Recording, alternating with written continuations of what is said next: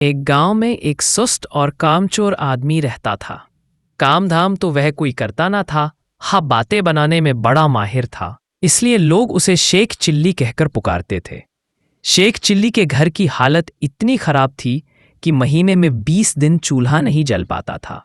Sheikh chilli की बेवकूफ़ी और सुस्ती की सज़ा उसकी बीवी को भी भुगतनी पड़ती और भूखे रहना पड़ता। एक दिन शेख चिल्ली की बीवी को बड़ा गुस्सा आया। वह बहुत बिगड़ी और कहा, अब मैं तुम्हारी कोई भी बात नहीं सुनना चाहती, चाहे जो कुछ करो, लेकिन मुझे तो पैसा चाहिए। जब तक तुम कोई कमाई करके नहीं लाओगे, मैं घर में नहीं घुसने दूंगी। ये कहकर बीवी ने शेख चिल्ली को नौकरी की खोज में जाने को मजबूर कर दिया। साथ में रास्ते के लिए 4 रूखी सूखी रोटियां भी बांध दी। साग साला कोई था ही नहीं, देती कहाँ से। इस प्रकार शेख चिल्ली को ना चाहते हुए भी नौकरी की खोज में निकलना पड़ा। शेख चिल्ली सबसे पहले अपने गांव के साहूकार के यहां गए। सोचा कि शायद साहूकार कोई छोटी मोटी नौकरी दे दे, लेकिन निराश होना पड़ा। साहूकार के कारिंदों ने ड्योढ़ी पर से ही डांट डपटकर भगा दिया। अब शेख चिल्ली के सामने कोई रास्ता नहीं था।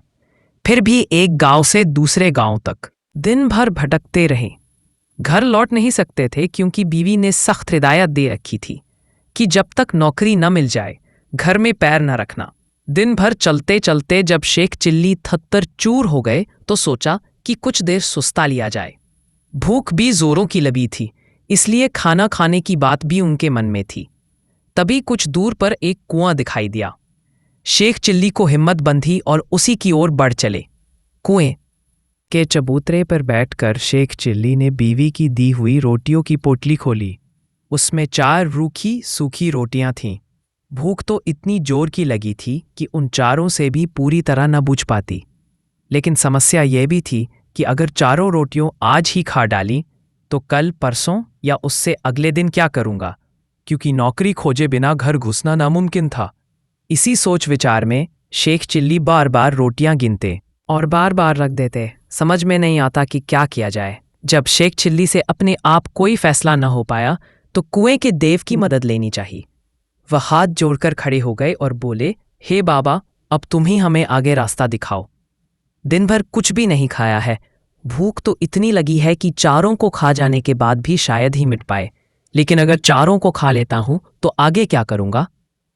मुझे अभी कई दिनों यहीं आसपास भटकना है, इसलिए हे कुआं बाबा, अब तुम ही बताओ कि मैं क्या करूं। 1 खाऊं, 2 खाऊं, 3 खाऊं, चारों खा जाऊं। लेकिन कुएं की ओर से कोई जवाब नहीं मिला। वह बोल तो सकता नहीं था, इसलिए कैसे जवाब देता। उस कुएं के अंदर 4 परियां रहती थीं। उन्होंने जब शेख चिल्ली की बात सुनी तो सोचा कि कोई दानव आया है जो उन्हीं चारों को खाने की बात सोच रहा है। इसलिए तय किया कि चारों को कुएं से बाहर निकालकर उस दानव की विनती करनी चाहिए ताकि वह उन्हें न खाए। यह सोचकर चारों परियां कुएं से बाहर निकल आई। हाथ जोड़कर वे शेख चिल्ली से बोली, हे दानवराज, आप तो बड़े बलशाली हैं। आप व्यर्थ ही हम चारों को खाने की बात सोच रहे हैं। अगर आप हमें छोड़ दें तो हम कुछ ऐसी चीजें आपको दे सकती हैं जो आपके बड़े काम आएंगी। परियों को देखकर वह उनकी बातें सुनकर शेख चिल्ली हक्के बक्के रह गए। समझ में न आया कि क्या जवाब दे, लेकिन परियों ने इस चुप्पी का यह मतलब निकाला कि उनकी बात मान ली गई।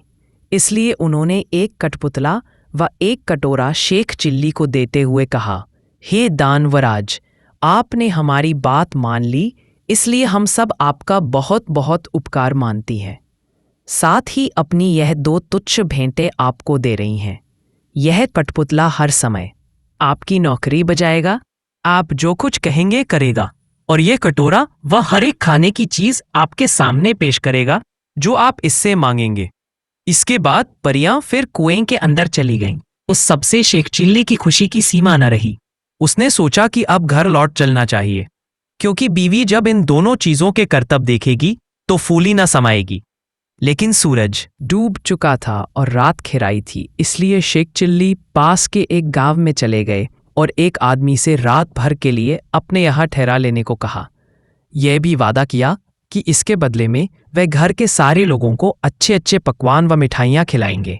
वह आदमी तैयार हो गया और शेख चिल्ली को अपनी बैठक में ठहरा लिया। शेख चिल्ली ने भी अपने कटोरे को निकाला और उसने अपने करतब निखाने को कहा। बात की बात में खाने की अच्छी अच्छी चीज़ों के ढेर लग गए। जब सारे लोग खा पी चुके तो उस आदमी की घरवाली जूठे बर्तनों को लेकर नाली की ओर चली। यह देखकर शेख चिल्ली ने उसे रोक दिया और कहा कि मेरा कठपुतला बर्तन साफ कर देगा। शेख चिल्ली के कहने भर की देर थी कि कठपुतले ने सारे के सारे बर्तन पल भर में निपटा डाले। शेख चिल्ली के कठपुतले और कटोरे के यह अजीबोगरीब करतब देखकर गांव के उस आदमी और उसकी बीवी के मन में लालच आ गया। शेख चिल्ली जब सो गए तो वह दोनों चुपके से उठे और शेख चिल्ली के कटोरे व कठपुतले को चुराकर उनकी जगह एक नकली कठपुतला और नकली ही कटोरा रख दिया। शेख चिल्ली को यह बात पता न चली।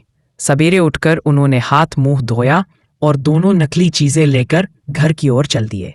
घर पहुंचकर उन्होंने बड़ी डींगे हाँकी और बीवी से कहा, भगवान, अब तुझे कभी किसी बात के लिए झींकना नहीं पड़ेगा।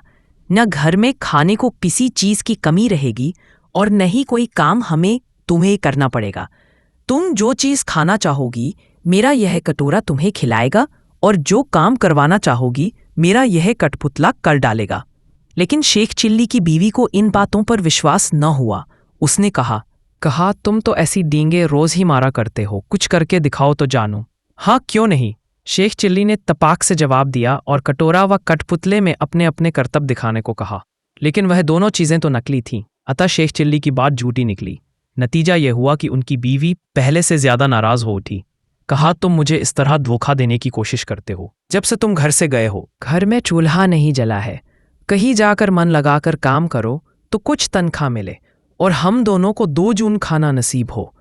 इन जादुई चीजों से कुछ नहीं होने का। बेबस शेख चिल्ली खिसियाए हुए से फिर चल दिए। वह फिर उसी कुएं के चबूतरे पर जाकर बैठ गए। समझ में नहीं आ रहा था कि अब क्या किया जाए। जब सोचते सोचते वह हार गए और कुछ भी समझ में न आया तो उनकी आंखें छलछला आई और रोने लगे। यह देखकर कुएं की चारों परियां फिर बाहर आईं और शेख चिल्ली से उनके रोने का कारण पूछा। शेख चिल्ली ने सारी आपबीती कह सुनाई। परियों को हंसी आ गई।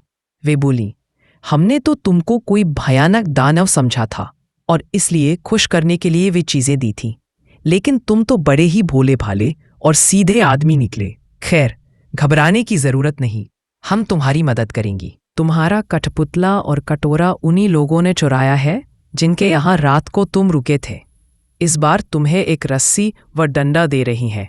इनकी मदद से तुम उन दोनों को बांध व मारकर अपनी दोनों चीजें वापस पा सकते हो। इसके बाद परियां फिर कुएं में चली गईं। जादुई रस्सी डंडा लेकर शेख चिल्ली फिर उसी आदमी के यहाँ पहुंचे और कहा, इस बार मैं तुम्हें कुछ और नए करतब दिखाऊंगा। वह आदमी भी लालच का मारा था। उसने समझा कि इस बार कुछ और जादुई चीजें हाथ लगेंगी, इसलिए उसमें खुशी खुशी शेख चिल्ली को अपने यहाँ टिका लिया। लेकिन इस बार उल्टा ही हुआ। शेख चिल्ली ने जैसे ही हुक्म दिया वैसे ही उस घरवाले व उसकी बीवी को जादुई रस्सी ने कसकर बांध लिया और जादुई डंडा दनादन पिटाई करने लगा। अब तो वे दोनों चीखने, चिल्लाने और माफी मांगने लगे। शेख चिल्ली ने कहा, तुम दोनों ने मुझे धोखा दिया है। मैंने तो यह सोचा था कि तुमने मुझे रहने को जगह दी है, इसलिए मैं भी तुम्हारे साथ कोई भलाई कर दूं, लेकिन तुमने मेरे साथ उल्टा बर्ताव किया।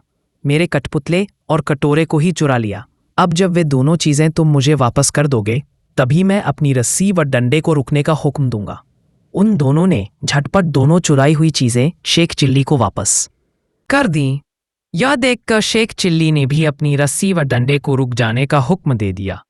अब अपनी चारों जादुई चीजें लेकर शेख चिल्ली प्रसन्न मन से घर को वापस लौट पड़े। जब बीवी ने फिर देखा कि शेख चिल्ली वापस आ गए हैं तो उसे बड़ा गुस्सा आया। उसे तो कई दिनों से खाने को कुछ मिला नहीं था, इसलिए वह भी झुंझलाई हुई थी। दूर से ही देखकर वह चीखी, कामचोर तुम। फिर लौट आए। खबरदार, घर के अंदर पैर ना रखना, वरना तुम्हारे लिए बेलन रखा है। यह सुनकर शेख चिल्ली दरवाजे पर ही रुक गए। मन ही मन उन्होंने रस्सी व डंडे को हुक्म दिया कि वे उसे काबू में करें।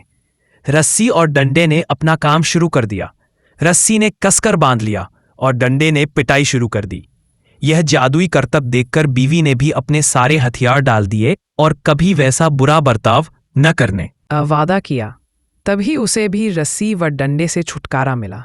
अब शेख चिल्ली ने अपने कठपुतले व कटोरे को हुक्म देना शुरू किया। बस फिर क्या था, कठपुतला बर्तन भाड़े व जिन जिन चीजों की कमी थी झटपट ले आया और कपोरे ने बात की बात में नाना प्रकार के व्यंजन तैयार कर दिए। Like and subscribe.